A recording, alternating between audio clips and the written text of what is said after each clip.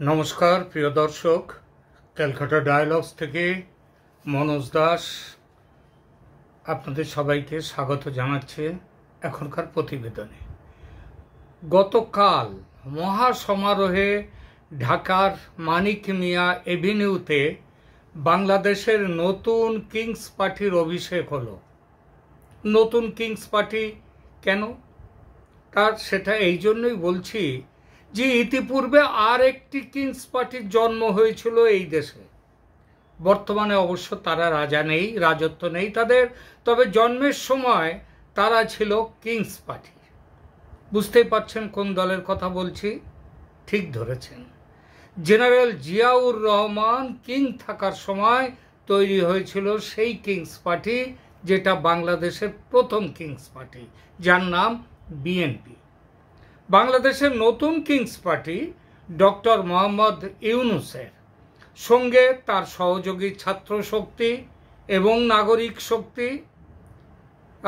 এর আগের বার বোধহয় 2007 সালে তিনি যখন পার্টি তৈরি করেছিলেন, তখন তিনি সবসময় বলেছেন, না না, রাজনীতি করবার ইচ্ছা আমার নয়, আমার ইচ্ছা ছিল না কোনো দিন। আর যে দলটা তৈরি করেছিলাম সেটা বন্ধু বান্ধবদের চাপে। তিনি যখনই নাকি বিদেশ যাওয়ার জন্য এয়ারপোর্টে থাকতেন, এয়ারপোর্টে পৌঁছলেই বন্ধু বান্ধবরা, মানে তারা সব এয়ারপোর্টের বন্ধু আর কি, তারা তাকে চেপে ধরতো, বলতো আপনি একটা রাজনৈতিক দল করুন। তার জন্য সেবার তিনি করেছিলেন সেই কি যেন নাগরিক শক্তি নাকি এই ধরনেরই নাম। তো এবার তার সহযোগী নাগরিক শক্তি নয়, ছাত্র শক্তি। নতুন দলের নামের মধ্যে ছাত্র নেই, আছে নাগরিক। তবে কালকের অনুষ্ঠানে নাগরিকদের বেশি দেখা গেল না, অন্তত ডায়াসে তো বটেই, দেখা গেল ছাত্রদেরই। এবং শোনা যাচ্ছে নাগরিকদের যারা এতদিন নাগরিক কমিটিতে যারা ছিলেন বড় পদে টদে, তারা এই দলের সাথে তাদের সম্পর্ক নাকি অনেকেই কেটে দিয়েছেন, সবাই নয়, অনেকে কেটে দিয়েছেন। এখন এই দলে যারা আছে তারা হচ্ছে প্রাধান্য ছাত্রদের, এবং এখন অবশ্য তাদের ছাত্রাবস্থা নেই আর, কারণ সমন্বয়ক থেকে তারা উপদেষ্টা হয়েছিলেন। উপদেষ্টা মানে মন্ত্রী গোছেরই বলা যায়, এবং উপদেষ্টা হওয়ার পর তারা নিজেদেরকে ছাত্র বলবেন কি করে? তারা নাবালক নেই, তারা সাবালক হয়ে গেছেন। তাই দলের নাম এখন ছাত্র নেই, ছাত্রের নামগন্ধ নেই, তার নাম হচ্ছে এখন জানাপা, মানে জাতীয় নাগরিক পার্টি। তো কেমন হলো এই নতুন পার্টির অভিষেক? খবর ছিল নতুন দলের অভিষেক পর্বে অনেক পরিকল্পনা আছে। 1 নম্বর, মনে রাখার মতো সমাবেশ হবে, মনে রাখার মতো, অন্তত পক্ষে 5,000, কেউ বলছেন নাকি তারা, কেউ নাকি বলেছেন 5,000 নয়, 10,000, এমনকি 20,000 পর্যন্ত তারা অনেকেই বলেছেন এত বিপুল জনতার সমাবেশ হবে। দলের জন্ম ঘোষণা করার জন্যে এত বড় সমাবেশ শুধু যে বাংলাদেশের ইতিহাস নয়, পৃথিবীর আর কোনো দেশের ইতিহাসে এরকমটা হয়েছে বলে অন্তত আছে কিনা সেটা গবেষণার বিষয় হতে পারে। তবে সত্যি বলতে কি, 5 লাখ লোক আসার ব্যাপারে আমার মধ্যে কিন্তু প্রথম থেকেই প্রশ্ন এবং সন্দেহ ছিল। কারণটা কি? কারণটা হচ্ছে এইটাই, কারণ ওই মানিক মিয়া এভিনিউ মানে কি? বড় রাস্তা, বড় রাজপথ। সেই রাজপথে লাখ লাখ মানুষের সভা কখনো হতে পারে না। মানে লাখ লাখ মানুষের সভা কোনো এভিনিউ বা রাস্তায় হয় না, তার জন্য চাই বড় মাঠ। রাস্তা যত চওড়াই হোক না কেন, সেটা রাস্তাই হয়। তাও আবার এভিনিউ সাধারণত দুদিক থাকে, দুটো ফ্ল্যাঙ্ক থাকে, দুটো পথ থাকে, একদিকে একটা যাওয়ার রাস্তা আর একদিকে থাকে আসার রাস্তা। এইটাকেই এই ডাবল লেন, এই যে ডাবল লেন যে রাজপথ, সেই রাজপথের একটা মানিক মিয়া এভিনিউ, সেখানটায় কাল আবার বন্ধ ছিল, এবং সেইটাই সাধারণত নিয়ম, যে একটা ফ্ল্যাগ বন্ধ থাকবে, একটা লেন বন্ধ থাকবে, আর একটা লেন দিয়ে যাওয়া আসা চলতে পারবে, গাড়ি ঘোড়া চলতে পারে, সাধারণ মানুষজনও চলতে পারে, অথবা সেখানে অনেক সময় গাড়ি ফাড়ি রেখে দেওয়ার জন্য সেখানটায়, মানে যারা আসবে মিটিংয়ে তাদের গাড়ি রাখার জায়গা হিসেবেও সেটা অনেক সময় ব্যবহার করা হয়। সে এখানে যেদিন শুনলাম যে মানিক মিয়া এভিনিউতে এই সমাবেশ হবে, তখন ভাবলাম যে তখন বেশ বুঝতে পারলাম নাহিদ ইসলামদের মাথায় কিন্তু বেশ বুদ্ধি আছে। ঢাকায় এত বড় বড় বিশাল বিশাল ময়দান থাকতে সেখানে মিটিং না করে মানিক মিয়া এভিনিউতে মিটিং করে যেদিন ঠিক হলো, সেদিনই বুঝলাম যে এটা সেই ছবির কারসাজি বা হিসাবের কারসাজির জন্যে। হিসাবের কারসাজিটা কেমন? আপনি রাস্তার উপরে যদি মিটিং করেন, সেই মিটিংয়ের চেহারাটা লম্বাটে হয় আর পাশে চওড়া হয় না, লম্বা হয়, এবং সেই লম্বা মিটিংয়ের যখন আপনি ছবি তুলবেন তখন একটা নদীকেও সমুদ্রের মতো মনে হবে, একটা ছোট নদীকেও সমুদ্র মনে হবে। যেটা হয়েছে এবং যেটা করবার জন্যে এই মানিক মিয়া এভিনিউতে মিটিংয়ের ব্যবস্থা হয়েছিল। কত লোক হয়েছিল কালকের সভায়? মিডিয়া সত্যিটা বলছে না, বলার উপায় নেই বলেই বলছে না, ঘুরিয়ে বলছে। অনেকেই সংখ্যার বিড়ম্বনায় যাচ্ছে না, সরকার রেগে যেতে পারে বলে। শুধু বড় সভা, বিশাল সভা, মহাসমাবেশ এই বলেই থেমে যাচ্ছে। আর ইউটিউবাররা তারা তো অত আবার সরকারের ভয় টয়ে থাকে না, তো তারা আবার বলছে, অনেকেই বলছে 1000-5 লোক হয়েছিল, একজন বলেছে 2000, ওটা বাজে কথা মনে হয়, কারণ এটা গায়ের ঝালের মধ্যে বলেছেন। ইউটিউবারদেরও তো দল থাকে, তো সেইটাই। কিংবা 10,000 কেউ বলছেন, 5,000 কেউ বলছেন 10,000। যিনি খুব বলছেন আমার কলকাতার অভিজ্ঞতায় ব্রিগেড প্যারেড গ্রাউন্ডে মিটিং সব দল ডাকতে পারে না, তার জন্য কলজের জোর দরকার হয়। আবার তার থেকে একটু ছোট আয়তনে অনেক সময় ব্রিগেড প্যারেড গ্রাউন্ডে না করে সেটা শহীদ মিনার ময়দানে করে। আবার সেখানেও যাদের লোকের অসুবিধা হয় তারা ওই ভিক্টোরিয়া হাউসের সামনে, যেদিক থেকে 2-3টে পথ এসে মিশেছে, সেই জায়গায় মিটিংটা করে।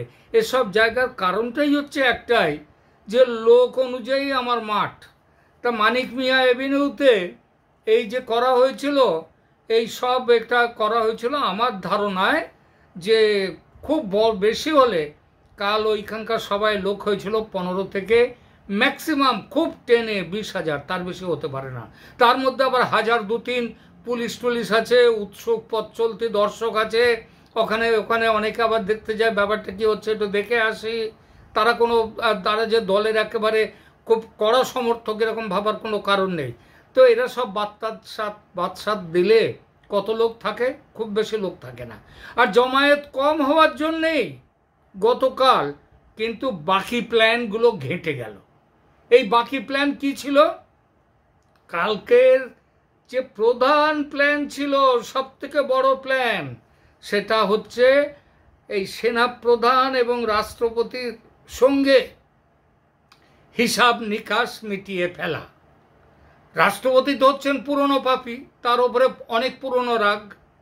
আর সেনাপ্রধান এতদিন মোটামুটি ঘরের লোক ছিলেন, কিন্তু তিনি তার উপরে রাগটা হচ্ছিল। এর আগে যখন রাষ্ট্রপতির ওই বঙ্গভবন ঘেরাও টেরাও হয়েছিল কয়েক মাস আগে, তখনও সেনাপ্রধান কিন্তু সেনা টেনা পাঠিয়ে কড়া ব্যবস্থা করে সে পরিকল্পনা বানচাল করে দিয়েছিল। তারপর থেকে মাঝে মাঝে রাগটাগ আছে সেনার উপরে, এটা সব বুঝি, যদিও থাকার কথা নয়, কারণ সেনাই তো আবার ডেভিল হ্যান্ড ফান্ড করছে সেনা, সুতরাং রাগ থাকার কথা নয়। তবু যে কিছু না কিছু ক্ষেত্রে তো রাগ হয়েছেই।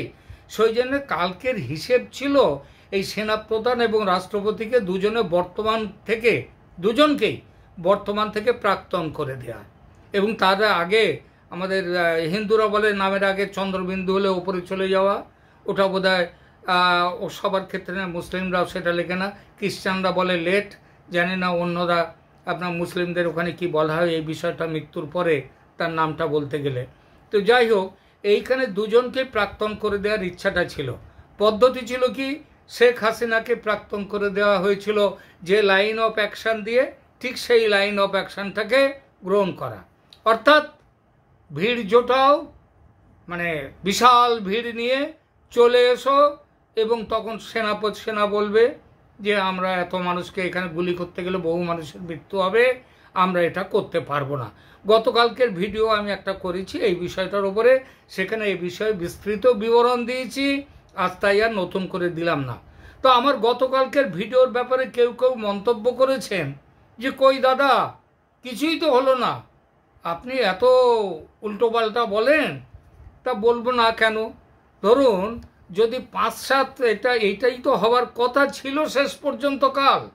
কারণ যদি 5-7 লাখ লোকের জায়গায়, আমিও 10-20 লাখ লোকের কথা ছাড়লাম, 5-7 লাখ লোকের জায়গায় যদি 10-12 হাজার লোক হয়, তাদের নিয়ে কি করে ক্যান্টনমেন্টে ধাওয়া করা যাবে, কিভাবে বঙ্গভবন অভিযান করা যাবে, বঙ্গভবন দখল করা যাবে, রাষ্ট্রপতিকে পদত্যাগে বাধ্য করা হবে, এবং পদত্যাগ করতে রাজি না হলে কোনো রকমে তার সইয়েরও দরকার নেই, তাকে একেবারে ওপরে পাঠানো হবে। বিকেল প্রায় 5টায়, আর একটা কথা ধরুন, বিকেল প্রায় 5টায় মিটিং শুরু হয়, নির্দিষ্ট সময়ের 2 ঘন্টা পর সূর্য তখন প্রায় অস্তে যাচ্ছে। তাতে অবশ্য অসুবিধে ছিল না, কারণ ওয়াকার আর শাহাবুদ্দিনের হিসাব নিকাশ নেয়ার পর্বটা প্রথম থেকে রাতেই হবে ঠিক ছিল। তো সেজন্যই শেষ বিকেলে রাখা হয়েছিল সবার কাজ। ঘণ্টাখানেক সভা চলার পরেও যখন জমায়েতে নতুন করে লোক আসতে দেখা গেল না, তখনও আশা ছিল যে মিটিং শুরু হোক, লোক আসবে, কিন্তু সেটাও যখন দেখা গেল না যে নতুন করে লোক আসছে, বিশেষ করে অ্যাকশন পার্টির লোকজন যারা অস্ত্রশস্ত্র নিয়ে বিপুলভাবে আসবে। প্রথম থেকেই শুরুতে যে 2-4টে অস্ত্র নিয়ে অনেকে এসছে এবং সেগুলো যে বেশ গর্বভরে দেখিয়েছে, সে কথা কালও বলেছি, সেটা দেখা গেছিল কাল। তো এরা যখন আসছে না, তখন উদ্যোক্তাদের কপালের ভাঁজ চওড়া হতে থাকলো। তারা বুঝলেন আজ রাতে আর যাত্রা শুনতে যাব না, আজ রাতে আর যাত্রা করে লাভ নেই, তাতে ওয়াকার আর শাহাবুদ্দিনের হাত আরও শক্ত হবে। অতএব তখন কি হলো? তখন প্ল্যান পাল্টে সবার সমাপ্তি ঘোষণা করে দেওয়া হলো। সবাইকে বলা হলো যে যার বাড়ি চলে যাও, আজকে আর যাত্রা হবে না। আর 300 কোটি টাকা গচ্চা যাওয়ার পর উদ্যোক্তাদের যতটা না, তার থেকে বেশি মুষড়ে পড়েছেন ইউনূস। ওই জুলাইয়ের যেসব টাকা জুলাই খাতে রাখা হয়েছিল, সেইখান থেকে টাকা নিয়ে এসে মানুষকে যাদের ক্ষতিপূরণ দেওয়ার টাকা, তাদের ক্ষতিপূরণ হিসেবে না দিয়ে সেই টাকার থেকে 300 টাকা 1 কোটি টাকা এখানে দেওয়া হয়েছিল। তো সেই টাকাতেও যখন টাকাটা গচ্চা চলে গেল, তখন ইউনূস ভেঙে পড়েছে সমন্বয়ক উপদেষ্টারা। দেশের 64 জেলা থেকে মাত্র এই কজন, এত লম্বা প্ল্যান প্রোগ্রামের পর শোনা যাচ্ছে কেউ প্রস্তাব দিচ্ছেন কৈফিয়ত তলব করা হোক। টাকা ডিস্ট্রিবিউশনের দায়িত্ব নিয়েছিল যারা, তাদের অনেকের বিরুদ্ধে অভিযোগ উঠতে শুরু করেছে, টাকা বিলি না করে নিজেদের কাছেই নাকি রেখে দিয়েছে তারা সেই সব টাকার বড় অংশ। সবাই ভেবেছেন কি জানেন, আমার জেলা থেকে না হয় 200 কম গেল, 2000 কম গেল, অন্য জেলা ঠিক পুষিয়ে দেবে। তাছাড়া 10 লাখের জমায়েতে আমার জেলা থেকে 2000 কম গেলে ধরবে কে? ধরার উপায় আছে? তো ঠিক সেই একটা দুধ পুকুরের গল্প, সেইটা আমার মনে হচ্ছে যে শুকনো পুকুর খটখট করছে, রাজা ঠিক করলেন জল দিয়ে নয় দুধ দিয়ে ভরা হবে এই পুকুর। তিনি হুকুম দিলেন রাতের বেলায় দেশের সব প্রজা 1 ঘটি করে দুধ নিয়ে আসবে, এই পুকুরে ঢালবে, এবং যাতে রাত পোহালে দেখা যায় সেই পুকুর দুধে ভর্তি হয়ে গেছে। তিনি হুকুম জারি করে দিয়ে দিলেন। রাত্রে প্রজারা সব ঘটি নিয়ে ঘটি ভর্তি করে চলে এলো, লম্বা লাইন দিয়ে দাঁড়ালো, সারা রাত ধরে জল ঢালা হলো। তারপর যখন রাজা বলে দিয়েছিলেন যদি কেউ না ঢালতে আসে পুকুরে এই দুধ, তাহলে তার শাস্তি হবে। সুতরাং ভয়ে পড়ে সব প্রজা দুধের ঘটি নিয়ে এসে হাজির, ঘটি নিয়ে ঘটি ভর্তি দুধ ঢালা হতে থাকলো পুকুরে। সকাল হলো, দেখা গেল পুকুর দুধে নয় জলে ভর্তি। কারণ সবাই জল ঢেলেছে এই ভেবে যে লক্ষ লক্ষ লোক তারা যদি 1 ঘটি করে জল দেবে, এই দুধ দেবে, তার মধ্যে আমার 1 ঘটি জল আর কে দেখবে, সে কি আর বোঝা যাবে? তো সেই জন্যে সবাই সেইটাই ভেবেছে, এবং এখানেই তাই হয়ে গেছে যে কেউ সবাই ভেবেছে আমি যদি 5,000 লোক নিয়ে যাওয়ার কথা, তার মধ্যে যদি আমি 2,000 লোক নিয়ে যাই, তো 1,000 লোক নিয়ে যাই, তাহলে কে ধরতে পারবে? কেউ ধরতে পারবে না। সুতরাং 5,000-এর 4,000 মেরে দাও, দরকার হলে 500 লোককে নিয়ে চলো। এখন এখানেই সেটাই হয়েছে। আর এজন্য করার কিছু নেই, কারণ তদন্ত করতে গেলে আবার সর্ষের মধ্যে ভূত ধরা পড়বে। শোনা যাচ্ছে জেলার নামে হিসাব লেখা হয়েছে, যতটা দেয়া হয়েছে তার চেয়ে কম। অর্থাৎ যারা ডিস্ট্রিবিউশনের দায়িত্বে ছিলেন ওপরে, একদম সর্বোচ্চ ওপরে, তারা বেশ খানিকটা টাকা নিজেদের পকেটে নিয়ে নিয়েছেন। আবার যেটা পাঠিয়ে দিয়েছেন তার থেকে নিচের লেভেলের যারা ডিস্ট্রিবিউটার, তারাও আবার কিছু টাকা নিজের পকেটে রেখে দিয়ে দিয়েছেন। এরকম ভাগ ভাগ হয়ে যেতে যেতে একদম নিচে এসে দেখা গেছে যেখানে 5,000 লোক যাওয়ার কথা ছিল, সেখানে 50 জনের টাকা ডিস্ট্রিবিউশন হয়েছে। দেখে শুনে ইউনূসের মাথায় হাত। তার মতো খেলোয়াড়কেও মাত করে দিল এইসব ছেলেপুলের দল, ছাত্রের দল। শেষ করি দলের ঘোষণাপত্র নিয়ে দুটো কথা বলে। ইউনূস ঘোষণা করেছিলেন রিসেট বাটন প্রেস করে 71-এর মুক্তিযুদ্ধের ইতিহাস মুছে দেওয়ার কাজ শুরু হয়ে গেছে। এখন দেখা যাচ্ছে শুরু নয়, সে কাজটা শুরু করেই ফেলে দেয়া হয়েছে। কেন? দেখা গেল হ্যাঁ, ওই যে 32 নম্বর ভাঙাটাঙা, এগুলো তো হচ্ছে অন্য আর এক রকমের হিসাব, কিন্তু অফিসিয়ালি মুক্তিযুদ্ধের ইতিহাস মুছে দেওয়ার থেকে এখন একটু পিছিয়ে এসছেন। কালকেও দেখা গেল সেইটা সে পথ থেকে সরে এসেছে এই বিপ্লবীরা। 71-এর মুছে দেওয়ার চেষ্টা, 71-কে মুছে দেওয়ার চেষ্টা যে দেশের মানুষ মানবে না, সেটা বোধহয় বুঝে গেছে তারা। আর সেটা বুঝেছে, এটাও হতে পারে, আবার হতে পারে এটাও আর একটা নাটক, বোঝার নাটক। যেটা মাথায় আছে, মনে মনে আছে, সেটা ঠিক আছে, কেবল লোককে চোখে ধুলো দেওয়ার জন্যে একটু নাটকটাকে, একটু স্ক্রিপ্টটা সামান্য একটু পাল্টে নেওয়া কিছুদিনের জন্যে। এবং দু নম্বর, এই দলকে ঘোষণা করা হয়েছে এই দল না হবে ভারতপন্থী, না হবে পাকিস্তানপন্থী। মানে ভারত এবং পাকিস্তানকে এক মাপকাঠিতে দেখবে। ভারত হচ্ছে এই দেশের 3 দিকে, বাংলাদেশের 3 দিক ঘিরে আছে ভারত, সে ভারতেরও যা ভূমিকা, আর বাংলাদেশ থেকে কয়েক হাজার কিলোমিটার দূরে যে দেশ পাকিস্তান, তাদের ভূমিকাও এক। এর থেকে কি বোঝা গেল? আসলে এই ভারত এবং পাকিস্তানকে এক মাপকাঠিতে রেখে এই যে বিচার করা, এটাও হচ্ছে সব খুব বড় ধরনের ভারত বিরোধিতা। এবং উল্টেভাবে এটাকে বলা যায় খুব বড় ভাবের পাকিস্তান প্রেম। যে দেশ তোমার গায়ের ওপরে, তোমার প্রতিবেশী সে, আর 1000 মাইল দূরের যে রয়েছে সে, দুজনের ভূমিকা, দুজনের যদি মূল্য তোমার কাছে সমান হয়, তাহলে হয় তুমি মিথ্যেবাদী, এবং সেটা তুমি খুব বড় মিথ্যেবাদী, এর কোনো প্রশ্ন নেই।